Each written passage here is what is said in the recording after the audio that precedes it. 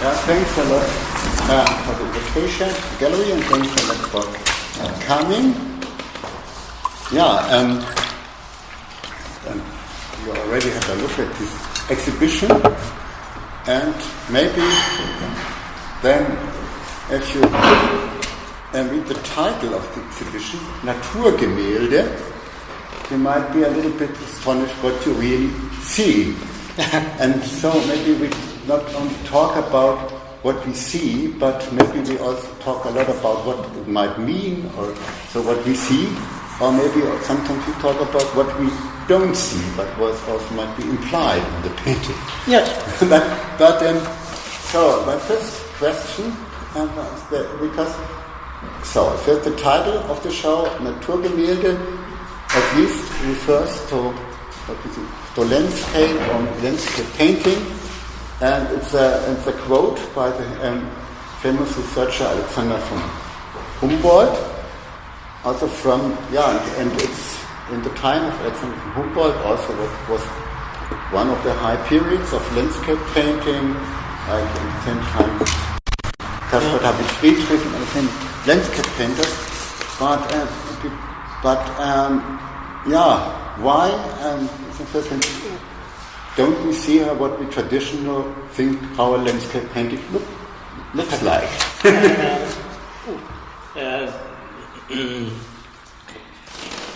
Difficult question. I think also, like, if anyone has questions or want to join the conversation, it's open. I think there's no kind of correct answer to anything. It's just a dialogue, I guess. But with Naturgemälde, I think it was this term that Humboldt invented or came up with that was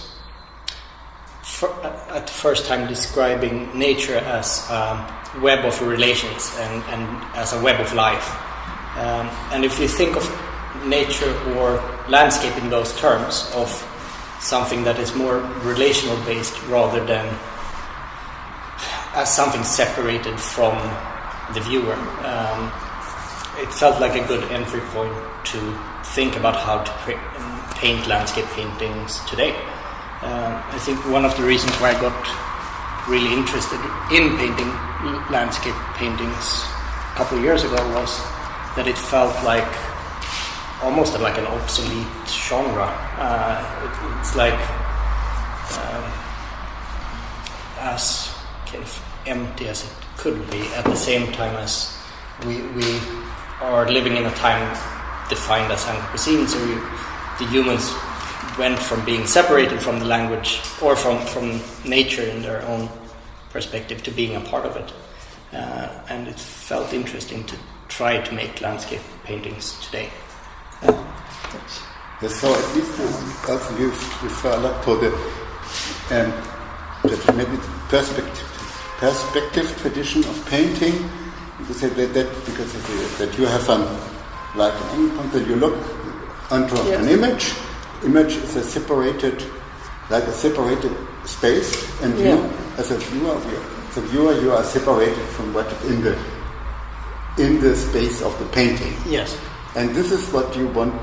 This is exactly what you don't want to do in your language. You want to, because that at least that because you're talking about the Anthropocene and that about your world view, where also human being is not looking onto the world, is separated from all other creatures and beings, but be part of this, being part of the, as part of the big ecological system, as everything, like every strawberry or every piece of grass or something. Yeah. But from the perspective of then thinking about what would our kind of, or my vantage point be, or from where would I look at landscape or what is around me, my habitat or milieu or something like it. I think there's no difference between something we say relate to nature, like a blueberry or something like it, and a flag or a symbol, or they all kind of move from being something to being a symbol into language, and within my vantage point, there's no stepping out of language, and painting landscape today felt like the only kind of possible way was to do it.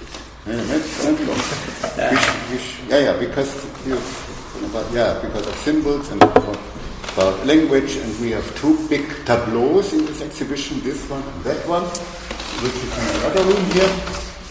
And we have only a single symbol or pictogram, and it's like an alphabet. Yes. Or something look like an alphabet of different things, and it can be the letters which could be combined to might be a landscape. Yes.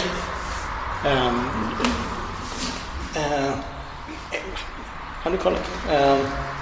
Or just stories, or narrative, or perspective, I guess. It felt fun to move towards something where they existed as individual images, but then the kind of context or the semiotic, how do you call it, pattern gave them specific meaning, and feel a little bit way both speaking in English and also like moving, how do you call it? But also that at least it's also that at least language also, because I think it's also your work is a lot about at least about the use of language. Yes. Like in a different way, for example, the work of Denis Maquette. You say how because maybe if we look at this, you see that something is you see maybe this in the middle. It's like a you see the image. It's like a town or so. And as you told me yesterday, it says sign in Belgium for a small city. One of those road signs. Yes, so if you have this in a, this is maybe in a, but this could be also might be taken from a painting, landscape painting, might be by the Italian painter Bellini from 15th century, and he was one famous painting by Bellini, St. Francis in the Desert, is with the background for the other big tableau. Yes. And you find, then you look, and then you find a donkey, and you find some rocks, or you find maybe in the background you find a thing. Then you can say, does it depict a concrete city or village, or is it maybe a kind of sign, generally meaning village, like this one? Yes. I think the fun task with doing the painting, which is in the other room, the paraphrase of St. Francis, was taking a specific story that had meaning to landscape painting as it developed historically, and then finding the means to tell that story within my own surrounding and within my own language. So I basically took symbols or images that I had photographed or seen in the city, basically walking back and forth to my studio, and incorporating them to tell a specific story. In themselves, they don't really mean anything, but given this task of being building blocks for a specific story, they take on that meaning or function. But then there was also like a sub-story of how to, I guess, paint landscapes. I mean, one of the traditional landscape painting roles was seeking images in leaving your studio or leaving your regular life to hunt for images or ideas about reality elsewhere, and this felt like a way to kind of incorporate things a little bit like Courbet walking around, just or like maybe in the landscape painter like Caspar Friedrich, he made sketches in the landscape, and then when he was in the studio, he put like a collage. He put different what he sketched in the landscape. He put it together to a collage, which then represented the landscape, but it was a collage from different places or different elements. Yes. So at least maybe in a certain sense you do the same, because you have the element. Maybe you have this element here right up, and it's also you find this element too here, and you find it also in the other tableau. Yes. And then you think, okay, what could it mean? And this can also be kind of like I think that just is a kind of sudden bomber. Yes, one of those which are, I guess, made not to be seen. Yeah, this is one, but it can also be some. Yeah, but then maybe it's a kind of sign for a kind of this military bomber. But then the same here in this big painting. Yes. And when we see, okay, but maybe we don't read it maybe as a bomber, but when I first looked at that painting and saw maybe, it's a kind of landscape might be, and it can be the top of a mountain, it's a snowy mountain, in the night or something. Yeah, so at least also the context, the same element can have different meanings in different contexts. Yes. And this is also something where you really are interested in your work to research about this. Absolutely. Well, like in the relationship between, say, this one and the one over on that wall, and the more semiotically patterned stories or narrations, felt like that these ones are painted more in a language of traditional landscape, but instead of having a viewer within the image, you push him or her out of the image and into the role of the spectator. And within these, it's more like into the perspective of someone else or into the an existing story. The title of that one is Sarah's Dream, so it's a specific point of view. You have My Life in the Woods in the other one, paraphrasing Bellini. But that's also kind of a specific perspective. While in these ones there is more of a, how do you call it? There's a title that makes it balance between symbolism and kind of pictorial space. This one is called Naledi, which means star, but also as half of the name of the early human ancestor called Homo naledi. So it's kind of balancing between like a pictorial, like a way of pictorially illustrating or representing reality and representing something which is in itself a symbol, I guess. Did everybody get probably not. It's incredibly very much confusingly clear here. But we have read the text before coming here. So. You have a couple of 100 years to understand it, so no worries. no, but at least the title, this is called Sarah's Dream, and it is referring to the character Sarah in the movie Terminator 2. So at least it's something which builds up a kind of a space of association, because you cannot really see it, because if you don't know the title, you will simply say, how might be the title of the work, you will not find out. Because it's like because it's something also like maybe sometimes some artists like Paul Klee or Ditro bringing a kind of the title gives a kind of as it's something what you don't expect from what you see, and there's a kind of energy between what you see and the title, and this kind, and at least this kind of that this also your work has to be with this kind, maybe with the relation of real space and the kind of imaginary space. Yes. And also because when you see these two big paintings, and then you can imagine, okay, it's representing a kind of imaginary space. Yeah. Like we have this black,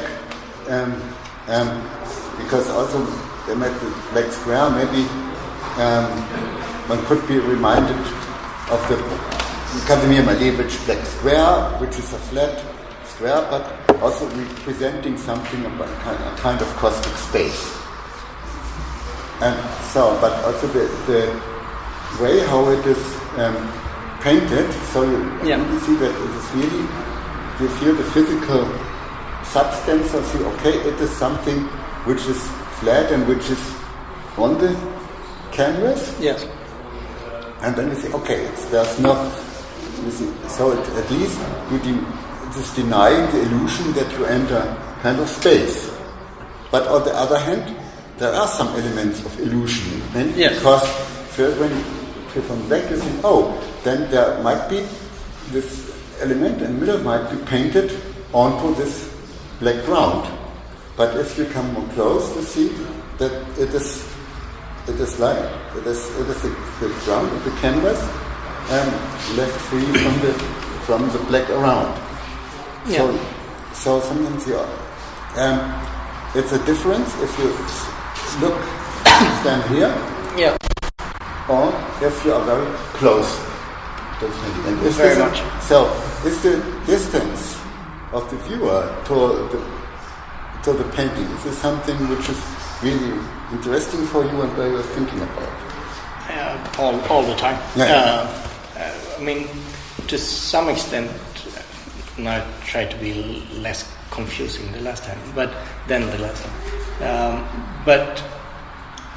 there is this also a tradition within landscape painting of world landscape, where you have an image that contains basically the whole world, but also over time. So you can have a kind of four-dimensional world landscape where the same figure exists as old and young at the same time.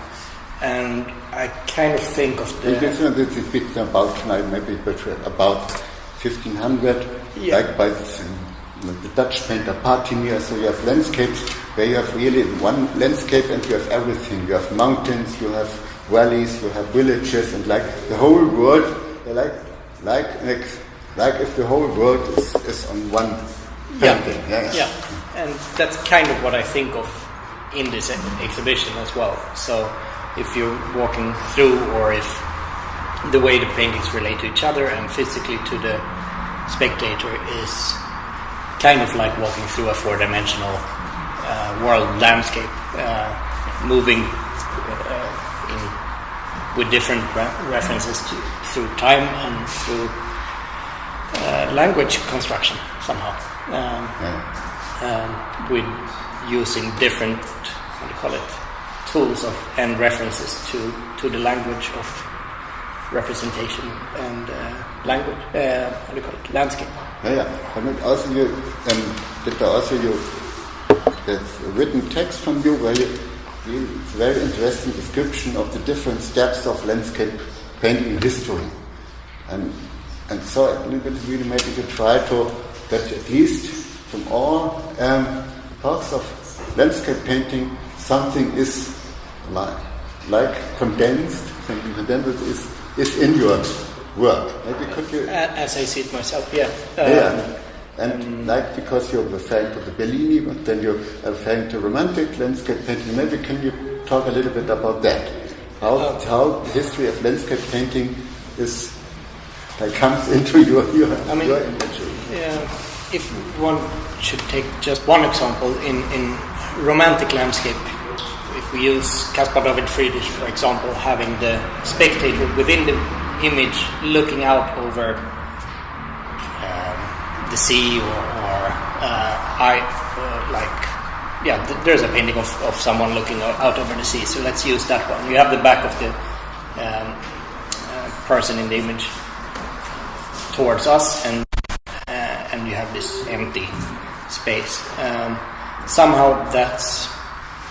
I mean, I see the same thing in this, but instead of having the spectator within the figure within the image, it's like knifed in between them. So like because in Caspar Friedrich, many things we have the figures we see from the back, and they are very representing the viewer, and if we look at the painting, we can identify that the viewer is depicted by fitting in the painting and the landscape. Yes. And at least so, that on the other hand, it means that there's a separation between, because we are looking onto, so at least,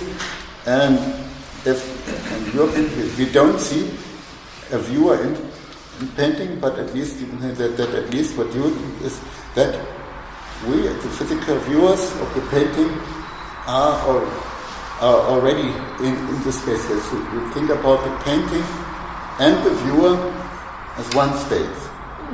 Yes, and then different paintings work in different, like, it's sort of like that image when there's an earthquake and you have a center, and then you have, like,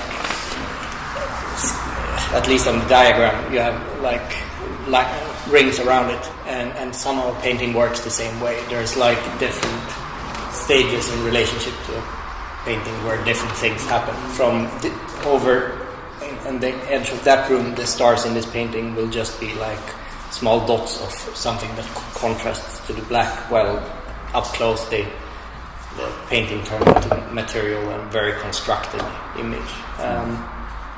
I also think that regarding the romantic landscape, that the Sarah's Dream painting is basically the same type of painting, but done in a different way. That scene in Terminator is basically the same pictorial vocabulary as the Caspar David Friedrich image. But this is inside her mind rather than what do you call it? Yeah, but at least maybe you present some elements, and we as viewers can, we should create the kind of the landscape paint or the landscape image maybe on our own in bringing things together, or creating a narrative out of the elements you are presenting us. Yes. But I also see some similarities. I already mentioned René Magritte, and I think René Magritte's work is very much about the relation of language and image, and also about the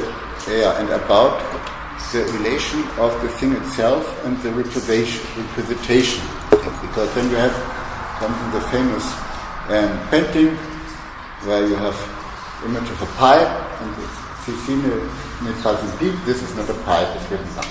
And if you see, at least here in the middle right, you have something erased. Yes. You can say, okay, there might be physically something behind which you erased, but on the same, it's a sign for erasure. And so at least and so on. This is about and so then, like Magritte's work is also about the use of language and the use of images, and might be your work also is not about depicting landscapes, but maybe about analyzing what might be a landscape painting is, what a landscape painting has been in different history, and how you create a landscape or a habitat or an environment by the use of image and language, and that this might be and that you try to this, but maybe also you should talk about how you, because as you did, how you find all these elements and how you bring them together. I wish I said just what you said now. So, but answering your question, how I find them and bring them together. I mean, I think the best example is the painting in the other room than the bigger one, because that's really a mixture of kind of, in the end, sort of a self-portrait in the story of St. Francis. Not in any way saying that I am him, but it's using my kind of immediate surroundings and the materials in my studio and the images I have to kind of use those to create the same story. and I see things on the way to my studio while traveling, photos of old works in the studio like sketches, and I take them out from to just sort things out to find this story, and then some things made sense and some didn't. I mean, what would be a good example? There's this painting where part of the panel in there that has a W, a line and an M, and that's just the water line when they make construction in the streets in America. They make a marking with that, and that was a good tool to use in how do you call it? Creating the same story as the Bellini painting. There's both the layer of my own kind of immediate surroundings or habitat or milieu, but it's also within the story of or the painting of Saint Francis. There is this waterline going in the that old painting, and there's how do you call it? And there's multiple readings of it that I kind of intended or thought of, but it doesn't really need to be known. It's just like a story. And what will be that maybe if you look at it like a Renaissance painting, like from Bellini, you see all the different things. Yeah. And you look at the same way you would look at the street and the art, and you see all the city signs, what's related to traffic and this and that, and like taking out, looking at some spots where you have, and taking like a sign, and putting out, and then you isolate the sign and put it, put a sign in one of your paintings, and then you could, so at least you look onto old masters' paintings like you look into the world of science in a contemporary city. Yes. Again, I wish I said the same thing you just said. But how do you call it? I mean, the symbols or this actual images become arbitrary. They're just like, it's just a matter of choosing what way to use them or which context to place them in, and what meaning to give them. And they're in themselves really don't have any specificity. Yeah, but that's so that But it's been really fun to like walk down the street and you see something and you can use that as a tool to create your own story or to have your own language rather than what do you call it? But also it's different because some sign, if you know the meaning of the sign, it's different. But if you travel to other countries and you find some sign where you don't know the meaning, because I know the meaning of that sign, but then you tell me this sign, right? Is in USA when a house cannot be inhabited anymore, then the sign is in front of it.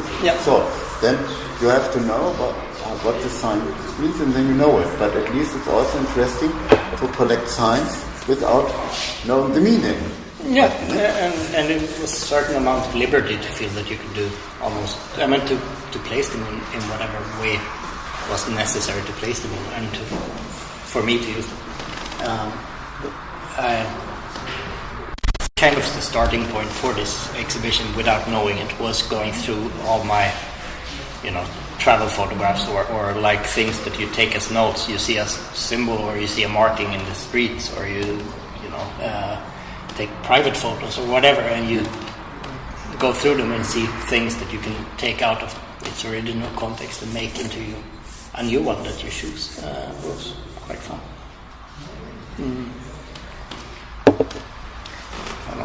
We should open the discussion.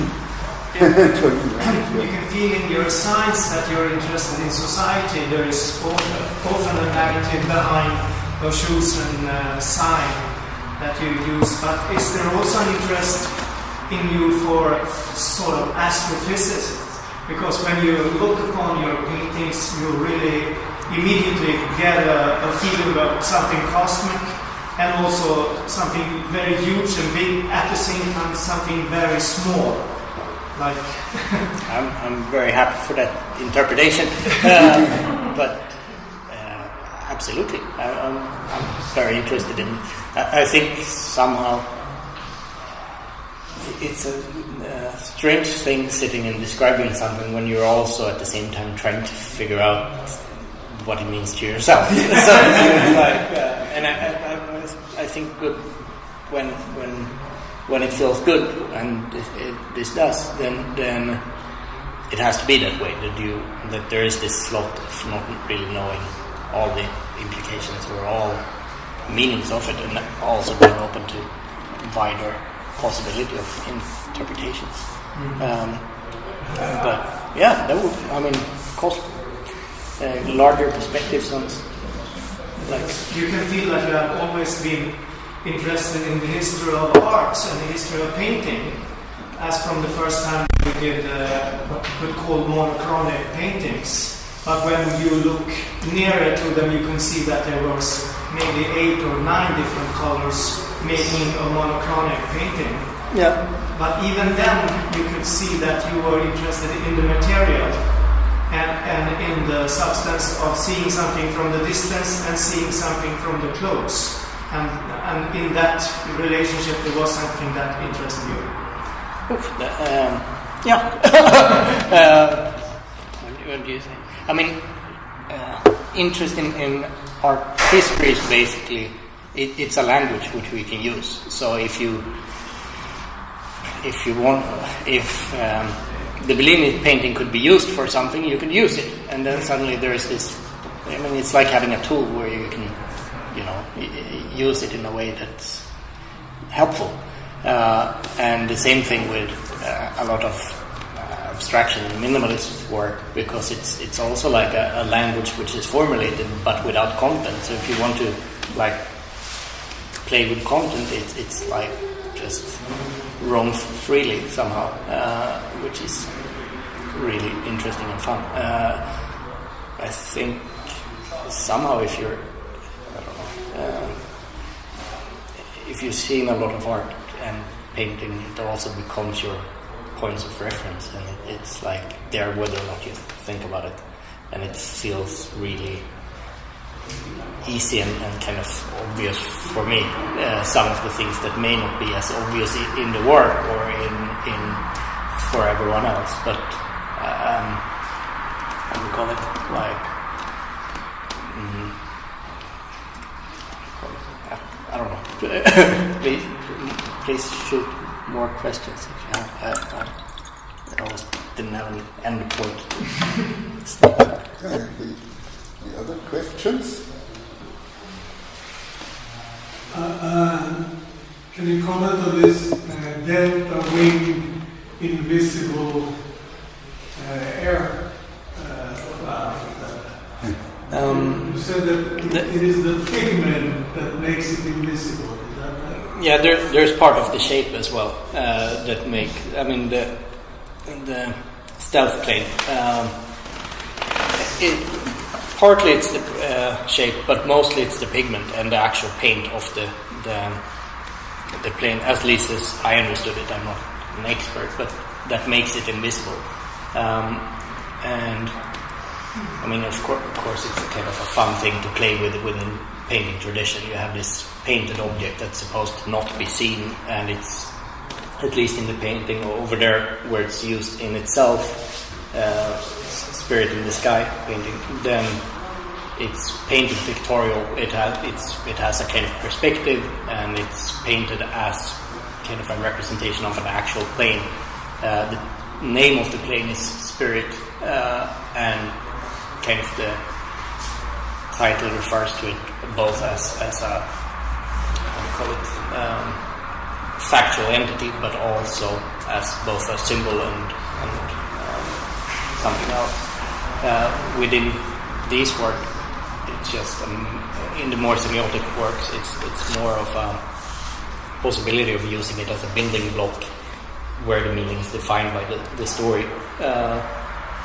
But it also, like one of the first paintings I made when I kind of started with the type of painting that led to the exhibition here 10 years ago, that was one of the first paintings I made, so this somehow also becomes a reference to my own work or within my own practice. So an invisible object is the sujet or motif. Yeah, an invisible, quite deadly thing. And also geometric and quite beautiful. Well, why do you, instead of painting in the stars and painting the horizon of this night sky, why do you leave it, was it a non-space, unpainted? Multiple reasons. A long time that we have. I think when I got started, I wanted to have images, something which was kind of like had an edge and said that this is the end of this image, therefore the frames. But I also wanted a pictorial space that existed between the canvas and the viewer, and that's why the canvas is still there. And to paint with more colors would, it's probably a possibility, but it would be creating a type of image which is less ambivalent.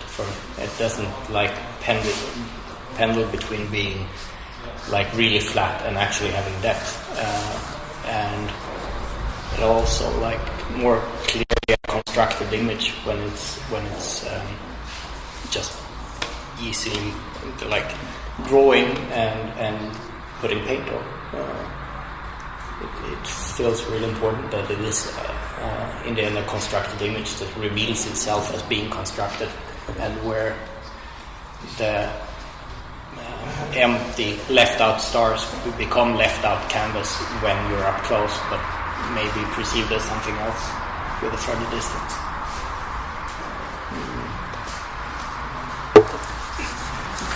Shoot. If we speak about time, I think also that there's a sensibility to our time of today. If that is one of the first ever done art pieces when somebody is chewing color and spitting on your hand, and you can see that in the Lascaux caves in France. Yeah. You know, you are doing the same thing with the technique of a graffiti painter, and that's what you did in the spot paintings also, that you were making a monochrome painting with the tools of a graffiti paintings. What is your relationship to the graffiti paintings and the graffiti movement today? None whatsoever. Nothing but visually. I think it's just a tool, spray paint. It just makes it easy to make that type of painting. But it's a tool from your generation. I guess I was never that involved in it to not coward because if I would have found too motivating enough, I would have done it. But all I did was sketches. I never really was involved in that. But no. I think it's just a really practical tool to make certain paintings. It's another something what you are doing also with all the elements in your painting, that you take something from a context and put it into another one. Yeah. And then it's awesome that I think that your work is really not giving answers to anything, but asking questions. Because you're putting something in another context, and then you create something which is arbitrary. Like you can have flat surface, there can be a space, then it looks like that here is something else. But also there's even if we know that it's flat on the canvas, there's the imagination that it might be a bit that this black field looks like as if it's a bit more closer to us than the canvas and so on. And that at least with you, and I think it's important that maybe as many people that always think art should mean something, or art should illustrate something or give concrete answers to something, but I think it's much more important, like especially in a time when we have more and more dangerous politicians who try to give simple answers, which are not really answers. Anything that artists should not give simple answers, but always say that the world is complex and always offers new questions. And I don't know, maybe it's also